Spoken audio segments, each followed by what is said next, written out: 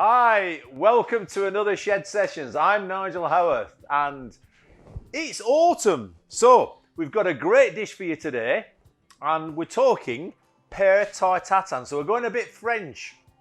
And actually through this period, because we're doing sort of braised dishes and things like that, we're being drawn to Europe. But we've got some good old conference pears. We've got a little bit of sour cream, Creme Fraiche, and we're going to infuse our pears with some red wine and we're going to spice that up, obviously. Got our Puff Pastry and we've got our local golf club honey, so we are still just up the road. So Wiltshire Golf Club. Right, so what I need to do now is get our wine. I need about 300 ml. Oh, we can always put a bit, yeah. There we go. I like a bit of wine. Okay, and that goes into our pan. And what we need to do with that now is bring it up to the boil. And I've got a pestle and mortar here again. And I've got some fresh bay leaves that I've just picked out of the garden. Because for whatever reason here in Ribchester, bay leaves grow like mad. Now I thought they were from hot climes, which I'm pretty sure they are. So I've got star anise, got cinnamon, some orange peel, and peppercorns, juniper berries. Okay, there's the cinnamon, gets broken up. And you just want to sort of, with a thicker, just be careful because they do sort of jump out of your pestle and mortar if you're not careful. We just need to release the essences, the flavours out of those spices. Otherwise, there's no point putting them in. So just give them a bit of a grinding and then pop them in. And we've got to our 300, we've got 60 grams of sugar. Okay, so I'm gonna pop that in there like so. Okay, and then I can turn that up, get rid of that, and what I'm going to do is I'm going to infuse the wine and then pass it out because I don't want all the bits getting onto the pears, because you can get them off. It's not that big a deal, but you do get, sometimes you get some, you get a little bit of chewy bits. Look at that, we've got a pink port with this. What about that? My Worley wine shop. So without further ado, let's get our pears and carefully peel those. And you do need ripe pears. Don't use rock hard ones. You don't want to be overripe, but they don't want to be underripe. There's a story with that. There you go. And you can hear that, the wine boiling up there. There we go. So we can trim all that up. We'll just get rid of all that.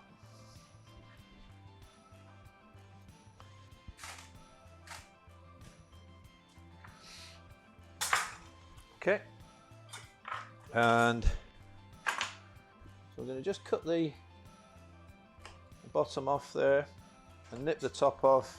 Cut the pear in half at this stage. Right, so I've got a little spoon here and we just need to, with our teaspoon, just remove the core.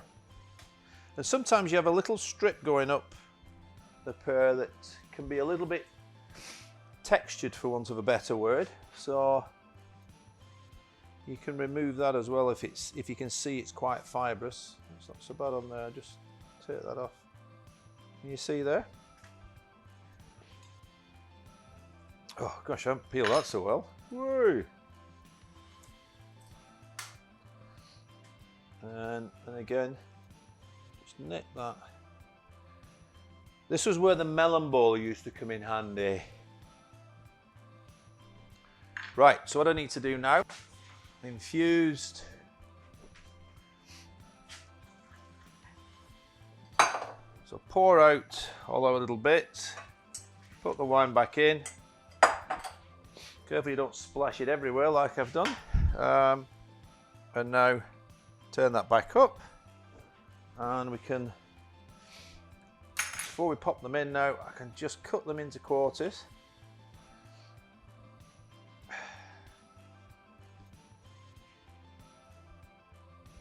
Like so.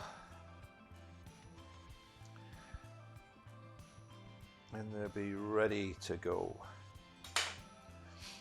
And you can see you've got to be quick here now, so I'm going to put that up to number 8. You've got to be quick because they're already starting to discolour. And not that, okay, they're going into red wine, but you don't want them to, you certainly don't want them to be brown. So you have to work quickly.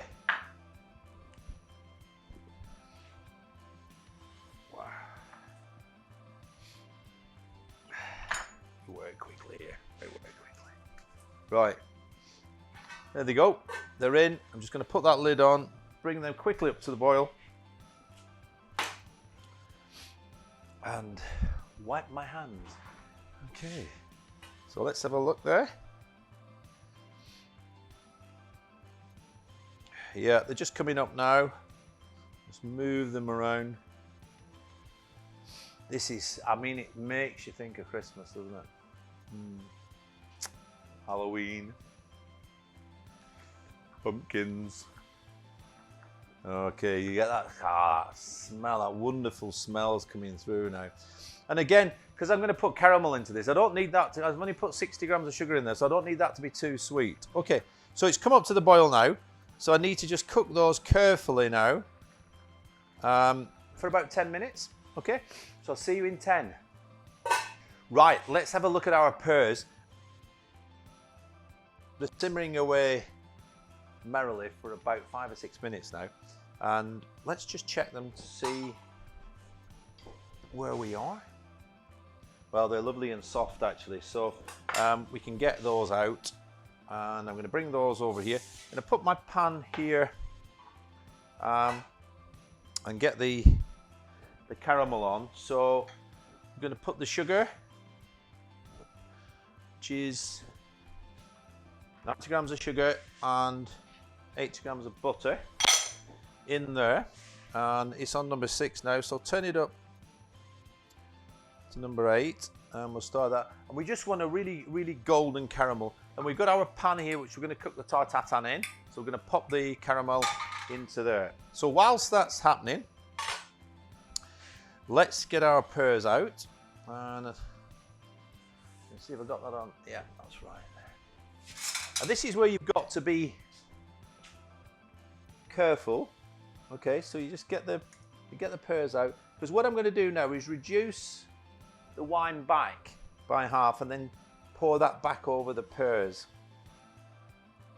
And a lot of people are frightened off with a classic dessert, but trust me, this is well worth having a go at. So, pan there, our pears there, and we're going to reduce that down. Let's have a look. And caramel. It's going to those, and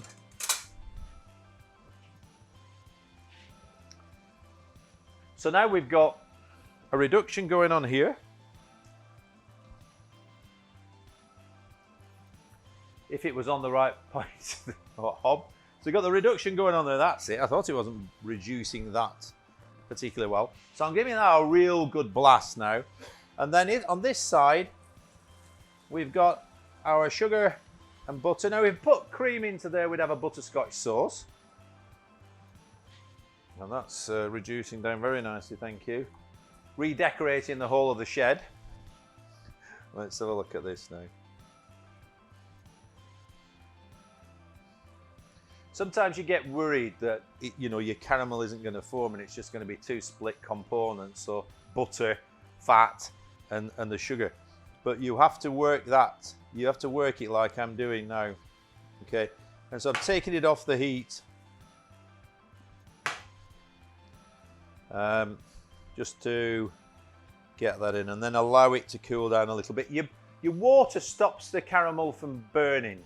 So think about that. By adding the water, it stops the caramel from burning, which is pretty important, isn't it? So if you left it, it would just burn. And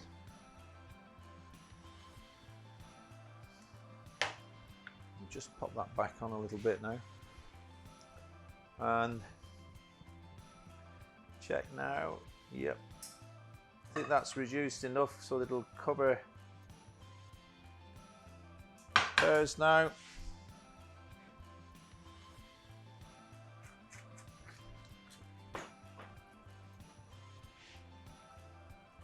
And then in she goes.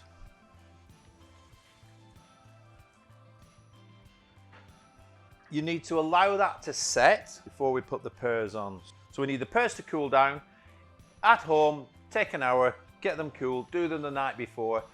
That's fine. And then make sure your caramel's cold. So we're going to put the two things together in about 15 minutes.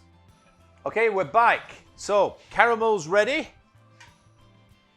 And just be aware, when you put in that water and you have to reduce it down enough, make sure that you don't dilute it too much, otherwise your caramel won't set. And that's important when you're going to put your pears onto it. So talking of pears, of course you can make these the day before, as I said earlier. I'm sort of doing it on the day, basically, you know, because, you know, you can't film for 2 days when you can film for 1. So I'm going to pop those, you know, they're still a little bit warm.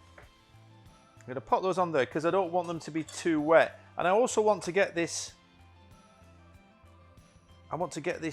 now this mulled liquor actually reduced down even more. So it's like we've sort of made our mulled liquor and then we've reduced it down by half and put it back on the pears. And you can see how beautiful and coloured they are, and they taste just wow. And then I'm going to reduce that down because then we can use that with the tatin as sort of like a, you know, an extra syrup. And you can brush that over your tatin just to finish it off. And I'll show you how that is. Okay, so I'm going to pop those on the back for a second because now I need to pop that in our pan and reduce it down. I know it seems a bit tedious, keep reducing and reducing, but it does matter. It does make a difference. And what we're trying to do is simple things that do make a bit of a difference. So, press that first, Nige. And then we go. Okay. So put that on number 7 and just get it nice and gently going. Right, pastry. So I've just gone to the supermarket, got some butter puff pastry. And of course, for me, it's a little bit thin. So what I'm going to do is I'm just going to roll it onto itself. Like so. And just lightly flour. And we will need a rolling pin for this. So lightly flour your surface. Like so. And a little bit on top because it is a bit sticky.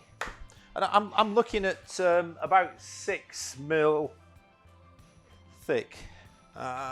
And it's about 4 as a single, so I just wanted a little bit thicker. So it's dead easy to do. Just make sure you've got, and then you just need it to be wide enough. Now I've got here in front of me a plate, so I want it to be slightly bigger than that. Okay, they don't make cutters that big, by the way, just in case you were wondering. And do go for the butter puff pastry with this because you do need that lovely richness. Okay, so I think we're about there. I'm going to just cut around like so.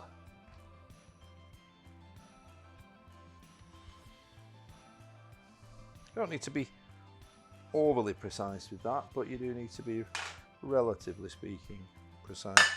And then just get rid of those. Honey, don't forget to put the honey in the mulled liquor that I did. But I put it in when you weren't watching. So, okay, we're just going to roll that like so, because I like my edges of the tatin to absorb all that caramel and all that flavour. So, just keep rolling and just roll it round like so, and then you get a really nice, lovely edge. Okay. Let's leave that there and bring our, why is that not reducing? Oh.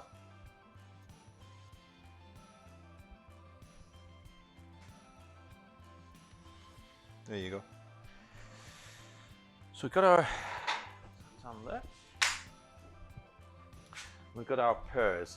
So again, you know, if you're doing this the day before your pears, then they're going to be cold, but we're going to pop pears on now.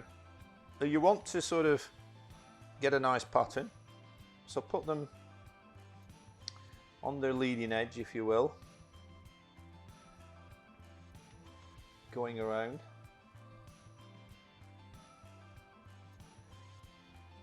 It is nice to have, we might as well get that one in. Can we get that one in? Can we squash him in there? Yeah, we can. Okay, this amazingly does your 6 portions. You know, I say 4, most Lancastrians 4, but if you're from Yorkshire, you'll be able to get 6 out of this. Okay, so I'm touching my pastry now. I need to make sure that it's like that, and then pop your pastry over the top. It's like a flat cap on the top there. Don't get it. It's not that it makes a difference when you get loads of, but it just looks a bit messy. So I'm going to put a bit of flour here and then just shove it down.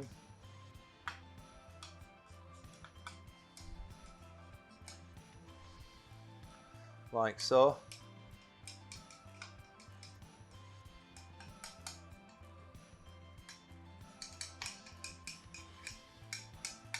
And keep on shoving it. Let's have a look there. That's okay, yeah.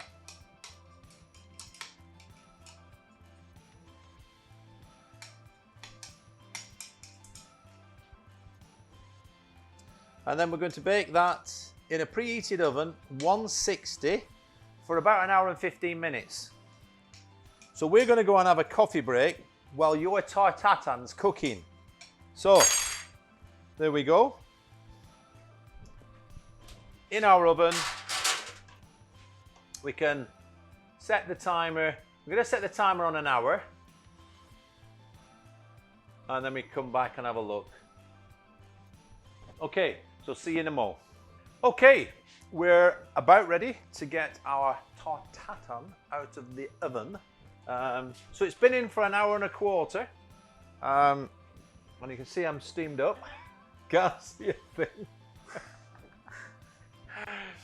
Okay, so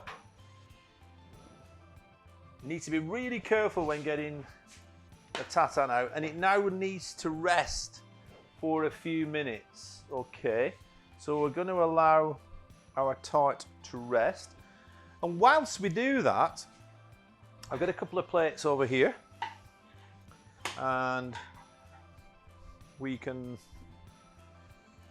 put our garnish on there. So that's ready. So we're using creme fraiche because you don't want a sweet cream, do you? When you've got something so sweet, and it just counters it. So we're going to use a little bit of honey on top of there because I've got my local honey. I just put a really lovely. You do need a nice. Don't be worried about the calories with this one. You do need a nice dollop on there. And then I think we've got. You can see here we've got our reduction. So if I need to brush a little bit on the top, which, you know, just gives it that extra glaze to finish, we can do so. And then we can either just put a little bit on top of the cream with a bit of honey. And this honey is actually from my local golf club. Not that I get much time on the golf course, I might just add. But it's got a really lovely acidity and floralness. And you know, a bit like salts, a bit like anything, a bit like we used to think olive oil was, every honey is different. And there's a lot of cheap, nasty honeys out there, but this is like a really lovely clear one. Just is wonderful on a piece of fresh sourdough. Just wonderful. Right, okay, before our cream sort of flops down to nothing, we need to get your plate, okay, and we're going to put that over the top, and simultaneously, I've still got the label on that one, simultaneously flip it over. Okay, so we'll have a go. Got to do it that way. So that seems to have worked, doesn't it? There you go. It's beautiful and crisp, really lovely and succulent, and you know, that just needs to rest now again for a few minutes. So we're going to leave it to rest, and then we're going to pop it onto our plate. So there's our Pear Tart Tatin. Right, we're going to attempt now to cut the Tart Tatin. So I've got my serrated edge knife, and it's very crispy and looks very yummy. So let's see. Let's see, he says. So get a piece across here. Oh wow! Pop that pear back. Get that pear back in there. Yeah. I mean, that's always the thing when you're cutting desserts when they're still hot. It's always a bit of a tricky exercise, and you can't, you know, this eats amazingly cold, you know, or you can just not bother that much about your presentation and just serve it hot. But there you go. And we can finish off now. Oh, there's a little bit of our golf club honey on top of our sour cream, and then just